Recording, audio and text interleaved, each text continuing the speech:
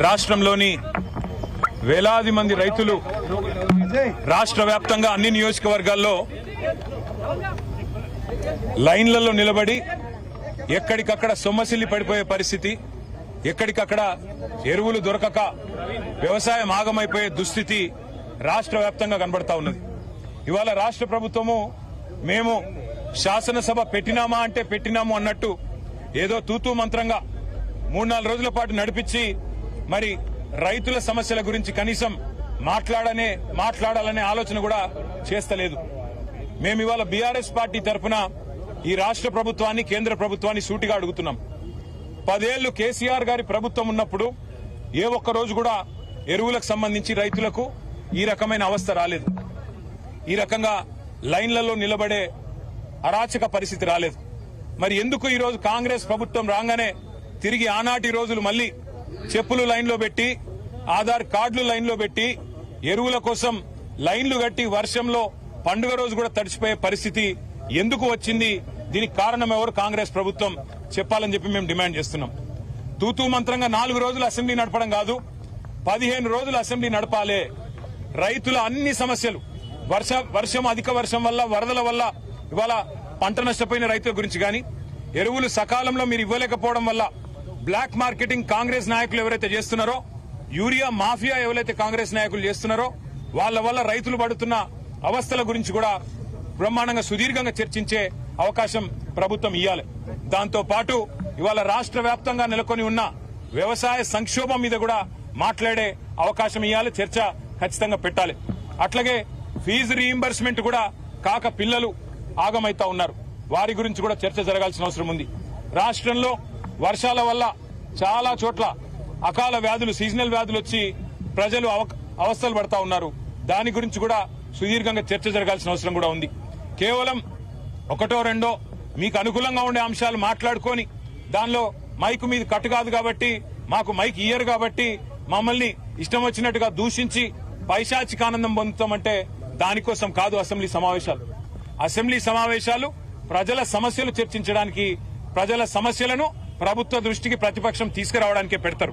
కాబట్టి అన్ని అంశాలు సాకల్యంగా చర్చించాలి అంటే 15 రోజుల పాటు ఖచ్చితంగా చర్చ జరగాలి.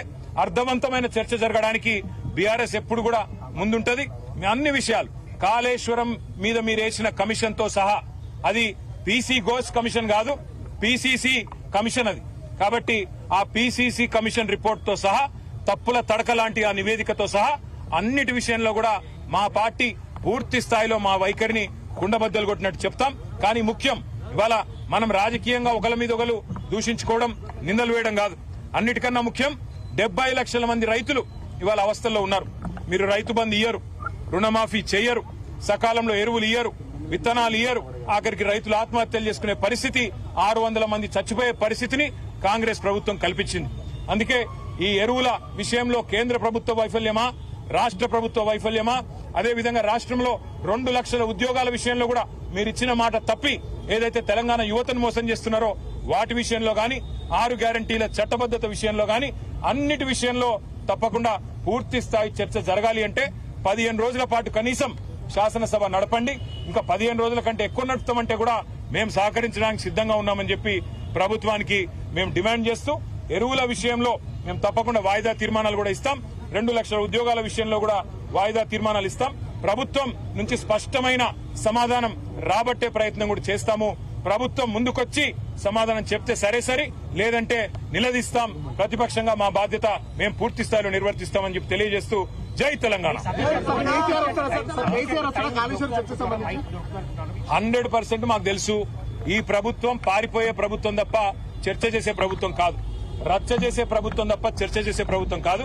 అయినప్పటికీ మాకు అంది వచ్చిన అవకాశాన్ని, ఇచ్చిన సమయాన్ని పూర్తి స్థాయిలో సద్వినియోగం చేసుకుంటాం. అన్ని అంశాల్లో కూడా ప్రభుత్వాన్ని తప్పకుండా కార్నర్ చేస్తాం. ఈ సమావేశాలకి మరి నిజానికి ఒక 15 రోజులు పెట్టింటే, సాకల్యంగా మాట్లాడే అవకాశం ఇచ్చింటే, నిష్పక్షపాతంగా గనక స్పీకర్ గారు వ్యవహారం చేస్తే, ప్రభుత్వ కన్సర్న్లో కాకుండా మరి అందరి సభ్యులకు అవకాశం ఇస్తే వాస్తవాలు ప్రజలకు తెలవాలన్న ఉద్దేశంతోనే పవర్ పాయింట్ ప్రజెంటేషన్ కూడా మాకు అవకాశం ఇవ్వండి అని కోరినాం. ఇరిగేషన్ విషయంలో కేసీఆర్ ప్రభుత్వం చేసిందేంది, వ్యవసాయ విస్తరణ కేసీఆర్ ప్రభుత్వంలో ఎట్లా జరిగింది, 14వ స్థానంలో ఉన్న తెలంగాణ భారతదేశంలోనే వ్యవసాయ దిగుబడుల్లో అగ్రభాగానికి ఎట్లా వచ్చింది ఇవన్నీ కూడా చెప్తాం. ప్రపంచంలోనే అతిపెద్ద లిఫ్ట్ ఇరిగేషన్ ప్రాజెక్టు కాళేశ్వరం.